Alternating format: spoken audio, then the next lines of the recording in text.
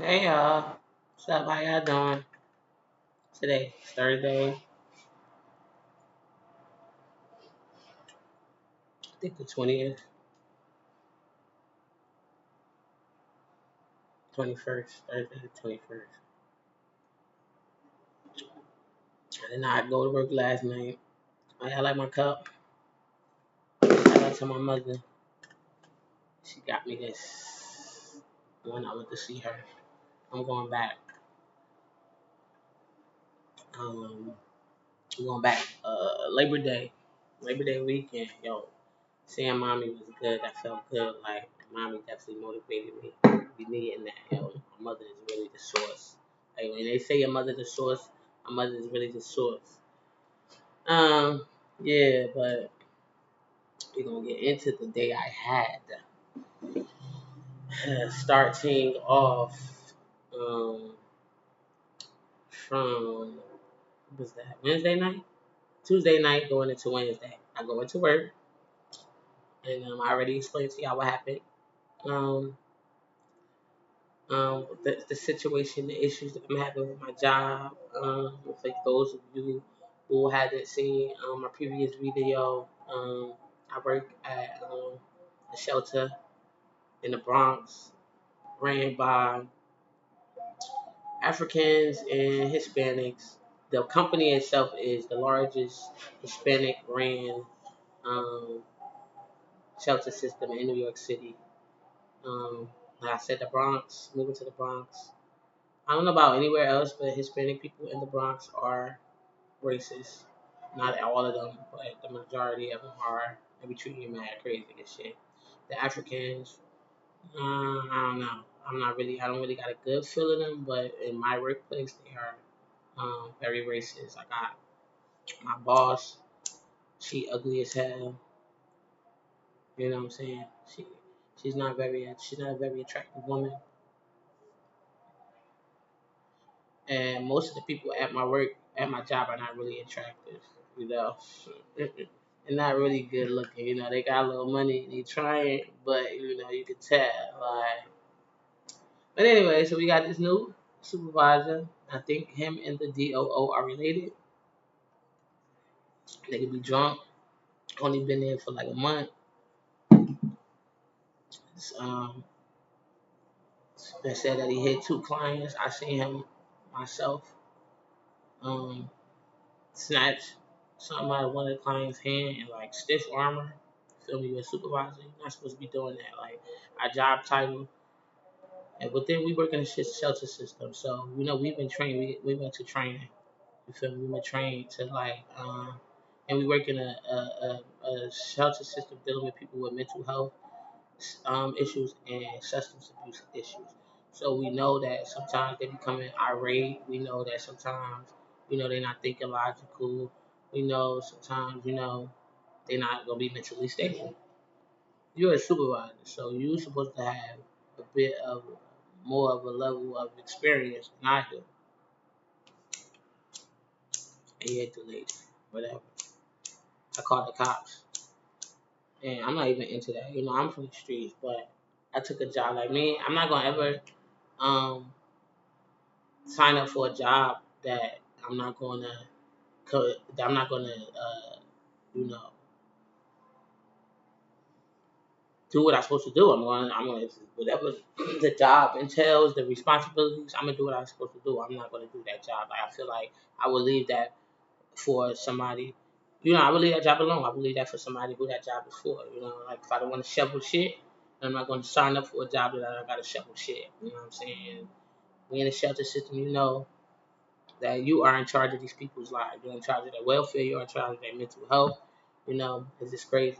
So no matter how aggressive somebody get with you, but she wasn't even aggressive. She was just trying to sign a paper. But I've had a door slammed on my arm. This very arm is precious here. This one right here is a little flabby.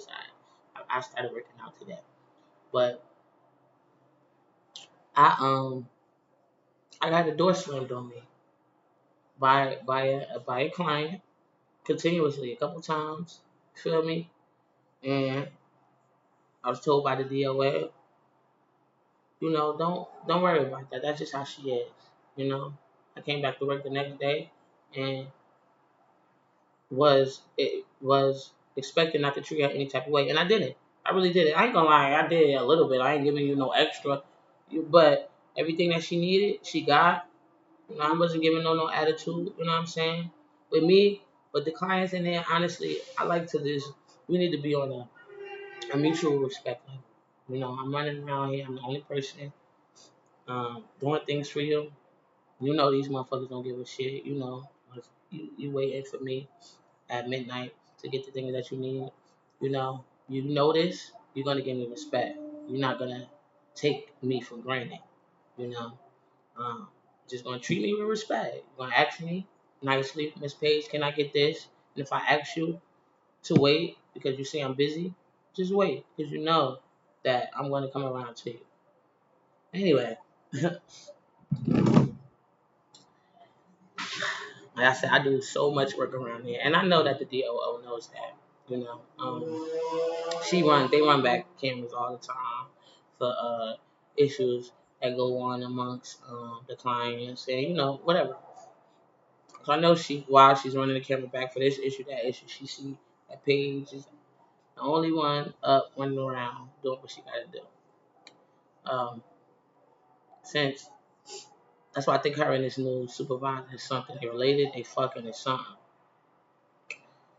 Um, you know, I explained to her about the new supervisor. Really, I was just telling her that I need to take a break at 6 o'clock because that's the time that that stores around where I work open and start serving breakfast, and that's the time I want to take a break. Um, the supervisor I work with regularly on my shift. You know, at first we had an issue about that. She was trying to say that I had to take my break at 5:30 every morning. I tried to express to her um, just to her, me and her personally, why I wanted to take my break. She still was kind of giving me a little pushback. So I wrote to her, her supervisors or whatever, and I was allowed to take the break now. We split breakfast up. You know, she does breakfast until 7 o'clock. I handles the rest. And mind you, I set up breakfast. Not all she do is serve it. I set up. I heat it up. I put everything that goes with breakfast. You know, the juice, the fruit, the yogurt, the plates. I make the coffee. I everything. All she has to do is just literally serve until I come off of my break, and that's the same thing that he would have had to do. But like I said, first of all, the DOO. I was informed by another RA that the DOO tells him when he works with me that after 2 o'clock, after you do bed check, they don't have to do nothing else. Mind you, after bed check, there's laundry that has to be done. There's the blue room that has to be straightened up. There's the kitchen. Somebody has to make the breakfast. Somebody has to, Then plus throughout the night, clients are asking for things. They might ask you for tissue. They might ask you for pads. They might ask you for stuff. So basically, he told me that she informed them that they get free time, free free overtime, free money on my shift. But she been taking all my overtime away from me. So I goes there Tuesday night, which is Wednesday. You know, I got the audio of all of this. Now I'm not playing with them because in the Bronx, bitch like me, a black bitch, I'm always a liar. I'm always a crook. You can't never take my word for at face value. So now I record. I come straight.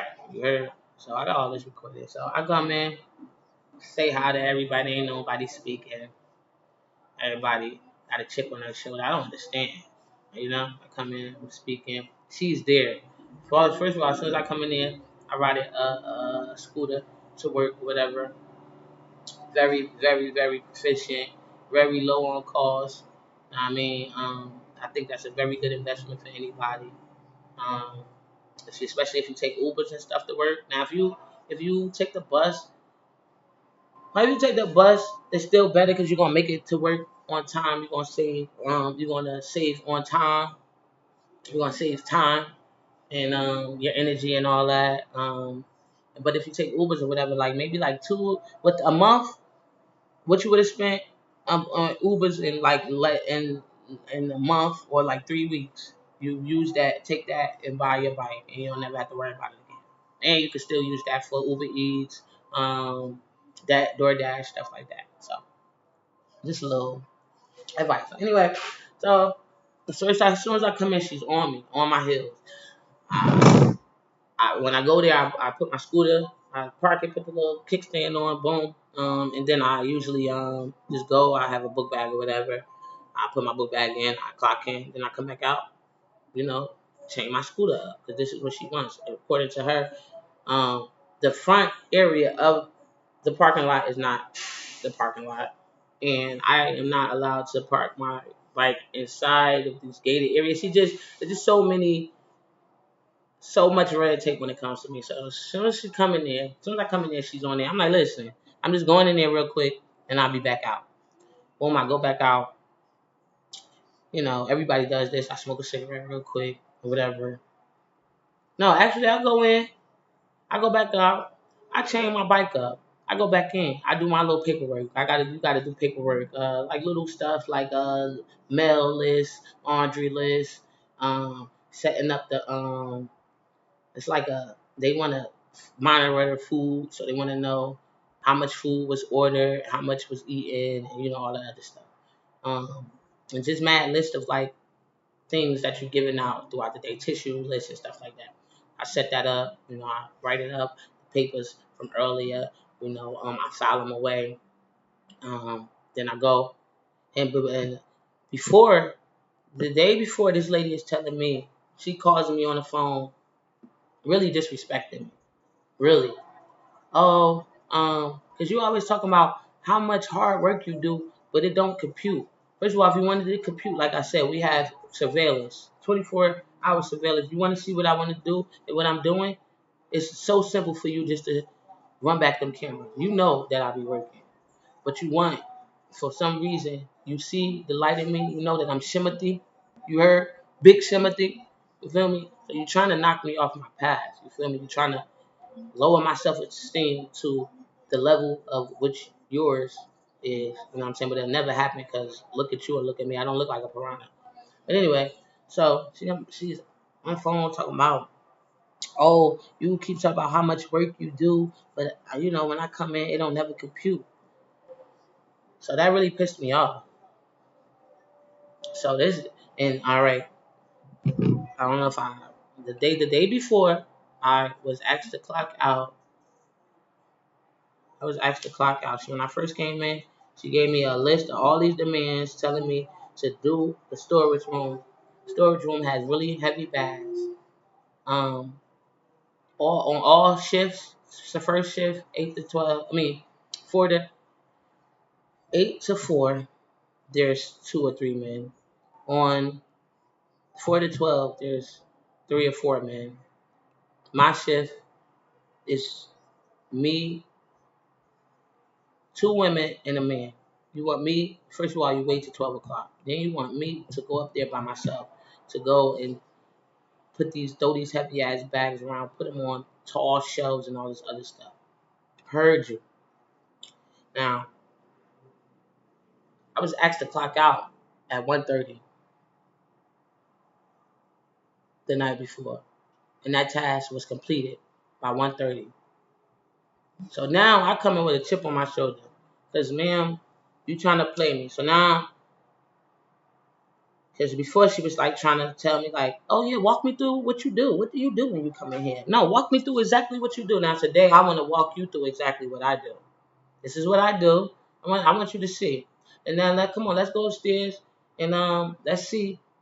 Remember you made me clock out yesterday at 1:30. Let's go upstairs to that storage room. And let's see. Yeah, you see this? Yeah, I did that. Feel me? It's nice. It's pristine. Now she comes to me with another task, which was easy. It wasn't too bad. You feel me? But you always giving me all the hard work that don't nobody else want. But you act like you don't see my worth. You do see my worth. You want me to be a slave around here. I'm not gonna be a slave around here. So I came in kind of with an attitude off of her. I'm busy. I came in with an attitude off of her. So I goes and shows her the storage room. We go up there. She don't really want to talk. I want to talk to her about why you. I just said I'm busy.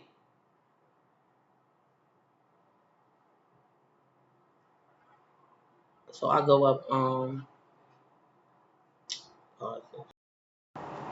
And so I'm a little pissed off because like she's questioning my work ethic and she knows my work ethic. Like when the first week that I started this job, we had Callahan. Callahan is basically a yearly inspection. DHS come through and make sure everything was up to par.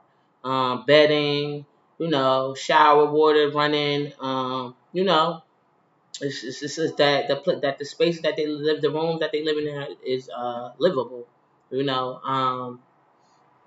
Shades, all that.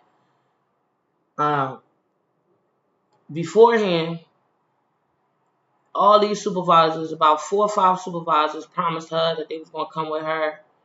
The day of Callahan, I was the only one that showed up and worked my ass off for her. You feel me? Made her look really good. You know what I'm saying? Anytime she ever need me, she call me. I come. Anytime she asks me, Paige, can you stay over a little longer? I stay. Anytime, you know, I try to let her know that I'm not willfully just trying to be disrespectful. Because when I'm not listening to the supervisors, and it's not that I'm just not listening to them. Anytime a supervisor tell me to do things, anything, I do it. But you're not going to overload me with work. You're not going to tell me to go do the garbage. You ain't going to tell me after I come from working in the kitchen for 2 hours, oh, Paige, can you?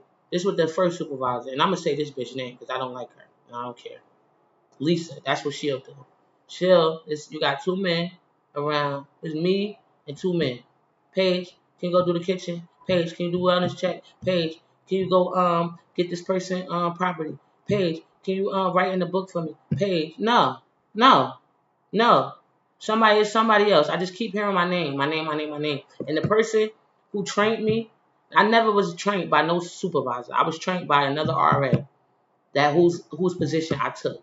The person who trained me, when I first got there, that's how it was with them. I just keep, I'm like, damn, is she the only one at work? That's all the person, I just kept hearing their name. They hearing their name. They hearing their name. They hearing their name. You know what I'm saying? But, yeah, so I kind of had a chip on my shoulder. Listen, I'm always, I'm never, if you do something to me, I don't know why you expect me to just sit there and look at you and smile happily. But I'm not going to be happy about it. It's just not going to happen. It's not going to happen. And they know that. They be pushing my buttons from the door. I feel like she be telling them, yeah, when Paige come in here, don't speak to her. Yeah. I goes in there anyway. So she's all on my heels about all this BS. Whatever. She asked me to do her a favor and write down the names of everybody who has property in the storage room. Feel me? So I'm like, okay, I got you. I got you. Then, you know, I go outside, smoke a little cigarette, smoke a little bit of my cigarette. She comes out there. Oh, Paige, and you really know. Now, mind you, she's saying this as she hasn't, as the supervisor is escorting her to her car. Paige, you know you're not supposed to be out here just hanging out here. First of all, the clients are out here. I interact with the clients. You want me to resolve issues and everything. This is where the clients are. So technically, I could be out here. If I'm out here talking to a client, I could be out here. But I wasn't. I wasn't even. I was just trying to take a little couple of minute smoke break. But like I said, she just on me. And mind you, while she's saying this, it's a big, huge green e-bike right there. And it has been sitting there for about 10 minutes. Ain't saying nothing. And I'm like, I pointed that out to her, like, Miss White, you ain't say nothing about this e-bike. Oh, I know, I seen it. Yeah, I know you seen it, but I haven't seen you harass the guy about this e-bike. Like, he just was harassing me about mine. Oh, I seen him when he came in and all this other stuff. Girl, whatever. So now she's leaving or whatever. So now I'm trying to do my job. We gotta, it's a bunch. I go in the intake room. It's a bunch of people in there, waiting for beds, whatever. So I go and I ask the RA and the supervisor, what y'all got going on with them beds back there for them. They quiet. Then they start talking to each other. Oh, okay, this is what we doing. But I'm the person that's unprofessional. I'm the person that's unprofessional. You know what I'm saying? So now I'm going about my day. I'm go in the kitchen, doing my work or whatever, going about my day or whatever. Well, now I see this client that I call Nana. My Nana, she really looks a lot like me. She's just dark skinned. She got just like me, got the gap, everything. She looks like Nana. I really care about this lady. You know what I mean? Like I see her in there. I care about all of them. But when you see somebody familiar, you know what I mean? So, but Nana got packed up the other day. First of all, she be going date. This lady's probably about 70 years old, probably 60, 70 years old. She walks on a cane, you know. Um, she's older, so she probably got some health issues. And she be going to the hospital a lot. And what they do is, so all right, so she goes to the hospital. You're supposed to put that in a log book. You're supposed to make a record of it. So when the next shift comes, they know that these people are in the hospital and not to pack up her bed. So she wound up getting packed up, you know what I mean?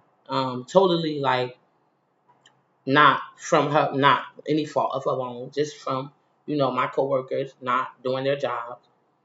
She wound up getting packed up. I come to work at 12, but they do pack ups at 11. But sometimes they don't start pack ups until I get there. So it's looking like I got something to do with a pack up. If you don't see me with if you don't see me with bags in hand, I don't have nothing to do with that pack up. If I don't see me specifically in your room packing up your things, I don't have anything to do with that pack up. I don't steal from people. I have stolen from places, but I don't steal from people. I don't steal from people. So she's upset because her glasses got missing. And that supervisor, this new male supervisor, he was the one who packed the stuff up. She's mad at me about that. And she's also mad because I told her no about a cigarette. I can't give you cigarettes. I can't give you cigarettes. I'm sorry. They don't like me. They're looking for a reason to fire me. They're not going to say that to me directly, but I can feel the energy. I'm sorry, I can't give you any cigarettes. This is my job, you know. So I seen her. I was trying to talk to her because I was trying to I was trying to get the clients to help themselves in a way, you know. So I needed all of them to kind of work together. So I was trying to talk to her. She was giving me this outage for a whole month since the last time I told her I couldn't give her a cigarette. So me being a little frustrated, I might have, I'm loud. Everybody knows that. But I'm telling her like, yo, get off that dope fiend shit. And when I said that, I wasn't really talking about her being an addict. Whether she is or she's not, that's her business. You know what I mean? I don't judge anybody. You feel me? I got my own vices. But when I say dope fiend shit, because dope fiends, that means basically you being petty. You know what I mean? You, it's a bigger picture, and you worrying about small stuff. That's what I was telling her. Like, I care about you. You know, you know.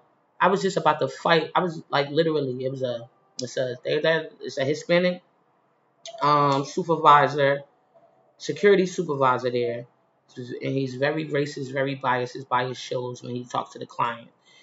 So my nana and another older Hispanic woman was having a dispute in their room, and he went up there. And first of all, I didn't even know the dispute was going on. I was walking down the hall to another client's room, and I heard them yelling. He's in there. You're not even supposed to be in no client's room by yourself. It wasn't no RAs in there. You just in there. They yelling. You just gotta be you gotta be mutual in a situation. If you ain't gonna be mutual, then stay out of it. These is two old women that's old enough to be either your mother or your grandmother. You go in there yelling at the lady, accusing the lady, telling the black older lady she lying all in her face, bro. If you don't get out of here, for real, I will crash out on you in here about this older woman. Like I don't understand. Like when you go and you see two old women, why you just don't just see your grandmother in them? Why you see a race? Like it was crazy. You know what I'm saying? So this is all the things that me and this woman have been through. You know what I'm saying? So she know that I care about her. And you trying to giving me fake attitude over the fact that I didn't give you a cigarette and that your shades got missing. And you know damn well I didn't take them. So why am I getting that attitude? And that's what I'm trying to tell her. Like it's bigger than that. You know what I mean? The way I say stuff, I don't always say stuff very nicely, but things aren't done to me very nicely. So my reaction is not gonna be very nice. But I didn't disrespect. I didn't call no bitch. I wasn't saying get the fuck out of here. None of that. I was just loud and I was saying stuff. And the thing about it is, like truth hurts. You know what I mean? Truth hurts. People don't be liking like that bluntness. People don't like that because they don't like to take accountability for their actions. They don't like to see the mirror being put in their face and really like having to look at themselves. Anyway, but she was already kind of cool with it. She just was telling me like, I'm not mad about the shades. I'm not mad about the shades. I'm telling you, you mad. I know what you're mad about. You feel me? And you need to knock that shit off because I'm trying to help you. Security. Then which this security lady, I'm not gonna lie, she is cool. She's mild. But with me, that cool shit ain't got shit to do with shit. Like if you either you for them or you against them, and she's not necessarily for them, so you're against them. Like oh, Ashanti, stop talking to her like that. Mind your business. I talk how I want to talk. I'm showing tough love. She know why I'm talking to her like this. You feel me?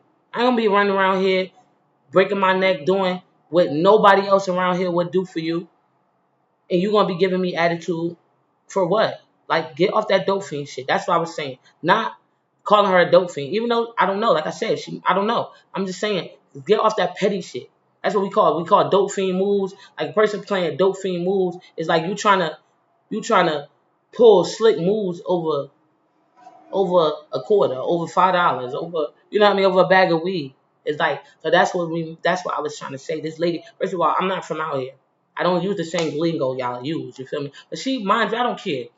Oh, mind you, first of all, you talk about I was bucking at her. I wasn't bucking at her. I'm standing all the way back here. She's all the way by the I'm by the office door and she's by the metal detector. I'm not bucking at this lady. I'm not bucking at her. Feel me? Um But mind your business and don't ever tell me how to talk to them because I really care about them and I know you don't care about them because I've seen you call them bitches and shit for way less, calling them, talking to them crazy for way less, miss. When shit go down with them, you feel me? When they really in need and they crying, I don't see you trying to intervene to help. Why? Because it ain't a part of your job. So don't tell me how to talk to nobody. So it was like seeming like it was getting a little tense, but it wasn't. Sometimes that's how it is. Like people be scared of the hard conversations. People be scared of like the truth. But me and her, we was having that conversation. It was kind of heated, but it didn't go anywhere. We was talking. I guess the supervisor didn't like that we was having that conversation, and he walked off the premises. He quit. He took his things and quit. Him and the other RA. The supervisor quit. You know how much, first of all, Miss Ruth, I got hit by a door. I didn't quit. I didn't walk off. I got hit by a door. The supervisor lied and said that nothing happened to me. This is not that day. This is another day. But I'm just saying how weak and unprofessional these people are. I got hit by a door. My supervisor lied on me when the cops came and said that nothing happened. When the ambulance came, they took an hour to even speak to me. The cops was treating me like a criminal. I didn't quit. You upset, sir? I'm not even talking to you. This is not even directed towards you or nothing. Why did that? Why did you quit? What made you quit?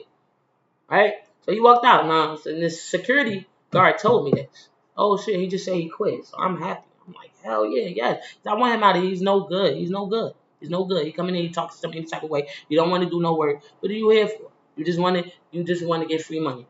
You feel me? Even the stuff that you are supposed to do, you're not even good at that. You feel me? So that's how I know they just placed you here. So he walked out, he quit. 5 minutes later, Miss White calling me. Clock out. Why I gotta clock out? Cause he quit? So it's my fault that he quit. Yeah, okay, lady. I'm not clocking out. First of all, how can I clock out? I'm the only person in operations. The supervisor and the other RA, they are off site. They not on premises. So how not, but you want me to clock out too with them? So nobody leave nobody. And I should have did it. You feel me? I really should have. But I didn't. I'm not clocking out, miss. It's like now I've realized it's 2 o'clock bed check. He clocked out on the most important time of the night. In any institution, everybody knows count time is the most important time. I've been in prison all my life. I know. They don't give a fuck.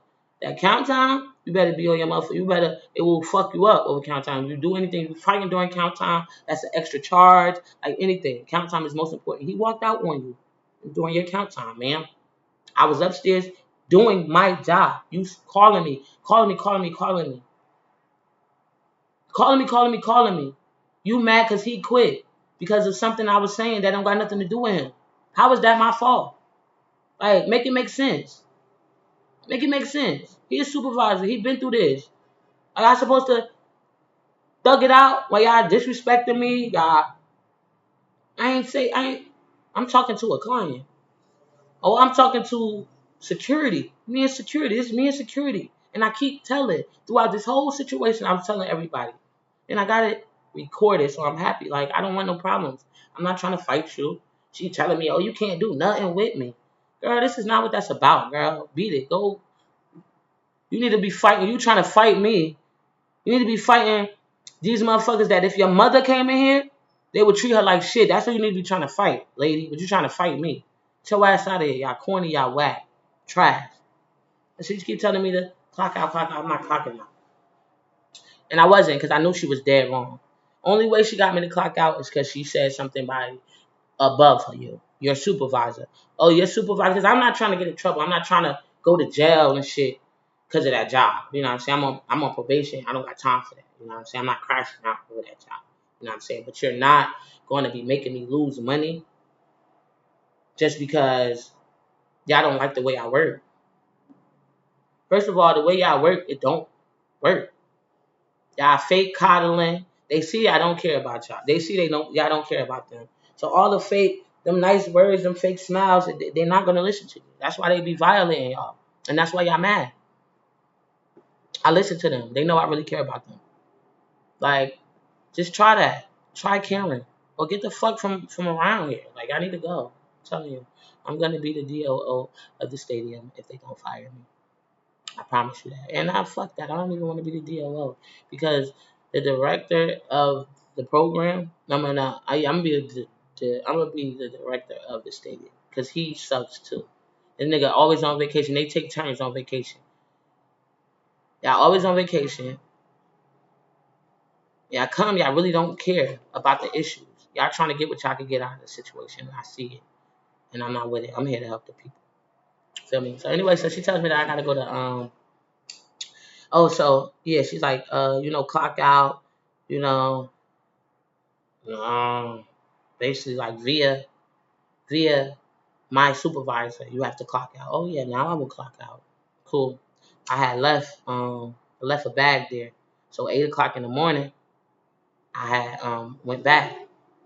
The supervisor, the male supervisor, he seen me. He nervous. He's a bitch ass nigga. He seen me. He ugly. Like everything. That's why they really be mad.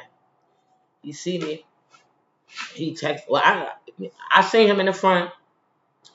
I get a text from her. Miss Page, please leave the premises. Um, my supervisor says for you to report directly to HRA. I'm telling her like I'm just coming to get my bag. Like he don't got to be scared. You feel me? All right. It's like 8 o'clock. I told you I probably made it over there like around 8:15. No, I probably made that. I made it over there like at 7:55.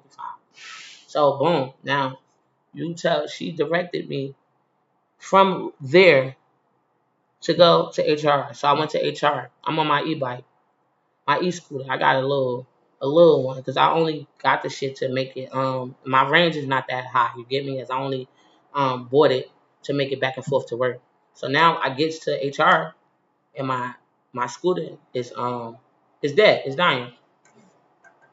I go in there respectfully, tell this Hispanic security guard, "Hi, my name is Shanti Page. I work at where I work at. Um, I was told to come here by my boss. Um, listen, told him this situation. I live all the way across town, and I just need to just charge this up. You know what I mean? I told him like, um, manufacturer says that as long as you don't charge it for more than 8 hours, everything should be safe and secure. Oh no, sorry. Oh no, ma'am, I'm sorry. You can't charge your bike up in here. I can't even bring it in there. And I get that you can't bring it in there thing. But I needed to charge it. Once I charged it for like really I shouldn't have even been there for as long as I was there. So I just would have needed it to charge while I was there. Seeing this lady. He's like, no, I can't. But I still plugged it in because at the end of the day I need to get home. I'm all the way across town. You feel me? And I feel like I need a lot of corporations, a lot of companies. If your employer who is coming in to do however many hours of work for you, if that's they remote a transportation, y'all need to make some type of arrangements for their vehicles. But no, they do because with the men, there's no issue. It just be with me at my job. But yeah, I need to make some type of arrangement. It don't make sense. It's like your car. That's like somebody saying they don't have no parking lot for your car. Like, come on, get out of here. It's an e-bike. It don't even take up that much space. And I understand the fear because a lot of them e-bikes have been charging like causing fires and stuff, but it's two different ones. That's them e-bikes that they using. It is them lithium batteries, but they be messing with them batteries and stuff. Like that's the ones who they be messing with them batteries. Like they be tinkering with them batteries. You know what I'm saying? Like they be messing with the rewiring them, hot wiring in them, and that's how they be blowing up. They be catching fire. But just for a regular e-bike to just get plugged up for long enough for it to get charged is no fire. And people know that. They know it's no fire. They just be trying to use that as an excuse to discriminate against me. So yeah, I proceeded to charge my thing up. He told me I couldn't charge it. I told him I apologize, but I need to get home. He doesn't give a damn. No type of humanity, no type of empathy, nothing. Um, so he calls, I guess, like head of security. He tells me, he asks me, what the problem is. I explained the same spiel that I just explained to oh boy. He's like, oh, I gotta take it out. They call the cops on me. Mind you, my bike is just sitting there, just plugged in. Like it's not doing nothing. It's out. It's not obstructing the way they actually have a machine plugged in, and my bike was sitting right by the machine, so it's not obstructing nobody's pathway or nothing. They call the cops. Two Hispanic. Oh yeah, all these people that I'm talking to are Hispanic. Two Hispanic cops walk in. One named Reyes, another one named Fernandez, or something like that. Miss, what seemed to be the problem? I tell them, like I sent here from my boss. I'm not here on my own violation. I just did not just decide to pop up here. I got sent here from somebody. They know I ride this scooter. It's my only mode of transportation. I'm halfway across town. I just need to charge my bike up. Oh well, you need to unplug that. I'm like, well, I've just explained it to you. Well, I gave you a warning. The next thing would be that you're gonna have to come with us. So I unplugged my fucking bike and I, chained it up outside or whatever. All right, but all right, so I changed it up. Now I'm sitting down there. I'm telling them I need to speak to a certain person who, um, my boss told me. He's like, oh yeah, she'll be here. She's usually here after 9 o'clock. So now it's like 9:30 ish, and I'm starting to get suspicious. So people are walking in. Everybody that walks in, I'm asking them, "Are you HR? Are you HR?" So now a little later, I'm sitting outside smoking a cigarette, and one of the people that I asked if they were HR happens to be an African American guy. He's like, "Hey, you said you was looking for the name that I was looking for. Everybody knows she's on vacation." Oh wow, thanks, I appreciate that. He told me to ask for another person. She's African American. So I go in there like, man, sir, dang, this lady, she's on vacation. Why you didn't let me know that? He just full of BS, you know. So I'm like, so can I talk to this person? I give him the name of the African American, right? He walks directly. When I say that, he walks directly to a Hispanic or older Hispanic man that's standing waiting for the elevator. He walks. He says something to him. Feel me? Then he looks up at me and says, "McGee will be down in 10 minutes." Sir, you ain't even pick up the phone. You didn't even make a phone call. How do you know when McGee is going to be downstairs? That's what I asked him. Oh, she's going to be. How do you know I didn't pick up the phone? Because I didn't see you pick up the phone. Like, what do you think I am? Who do y'all be thinking people are? I'm not stupid, bro. I'm actually highly intelligent. Then he goes, after I say that, he goes and pick up the phone. It rings 2 times. Nobody answers or nothing. Puts it down. Oh, yeah. McGee will be down in 10 minutes. So now I know that y'all bullshitting me.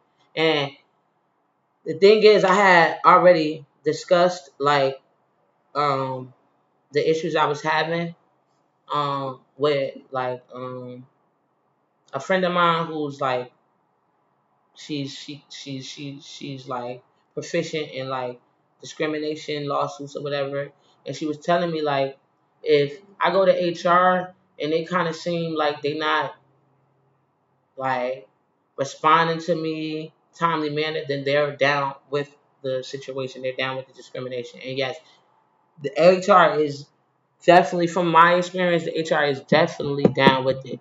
Feel me? Because first of all, let me say this: I have been to that HR building before, right? I've been there about 2 or 3 times before for the onboarding process and like to for paperwork. I've been there like 3 times before, and HR is on a certain floor. I could just go straight there. I usually just go straight up there. You feel me? But now down this day, I gotta wait for them to come downstairs to me. You know. So now I'm telling him like, listen. Now I just was having this realization like, damn, sitting down here waiting for them to come to me. So I'm like, listen, let me just go upstairs. You feel me? If she ain't there, it's mad people upstairs in HR. You feel me? I go upstairs, present myself to them, and somebody will help me. Oh no, no, no, no, no. They gonna come downstairs to you. So I already feel like y'all not trying to see me. Whatever, y'all don't know why, but y'all got it in y'all head, y'all not trying to see me. But I'm trying to see y'all. I came here, feel me? So I'm like, listen, I'm about to go upstairs. He's like, no, you can't go upstairs. Well, I'm sorry, I'm going. I went upstairs. He's all on the walkie-talkie, calling, whatever. I get upstairs. I just get up there, and I'm like, I said it a little loudly so people can hear me. My name is Shanti Page. I got sent here from my boss, from my job, to speak to a certain person. They said that she's on vacation. I want to speak to another person. If she's not available, I don't mind who I speak to. I just want to speak to somebody. They come running in there like I'm a criminal. All right, well, sit down, sit down. I won't sit down. I just want to speak to somebody.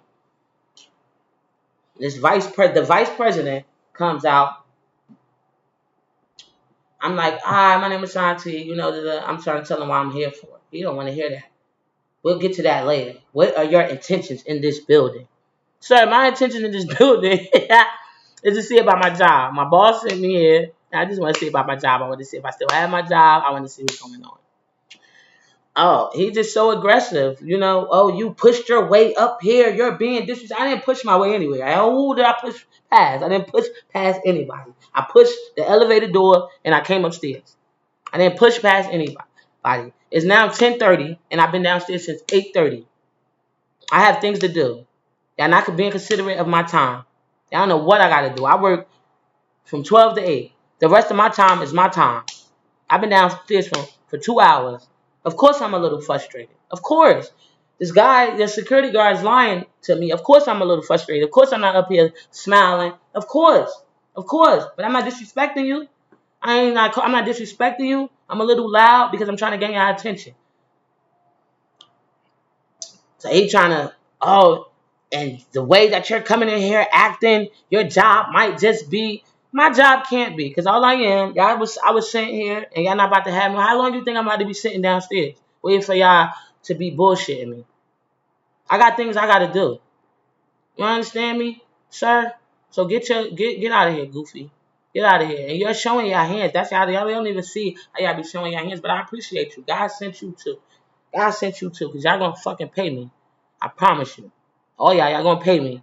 That DOO, you fucking up. Because you keep putting your job on the line for motherfuckers who is blatantly, they walked out during count time. The most important time, he could have saved all that temper tantrum for after count time. Feel me? You stupid. And you gonna pay. Cause you know I'm a good worker and you really try to play me, bitch. And I don't like that. I don't like that. Your heart is as ugly as your face. That's why you mad. It's okay though. You gonna pay. I got you, mama.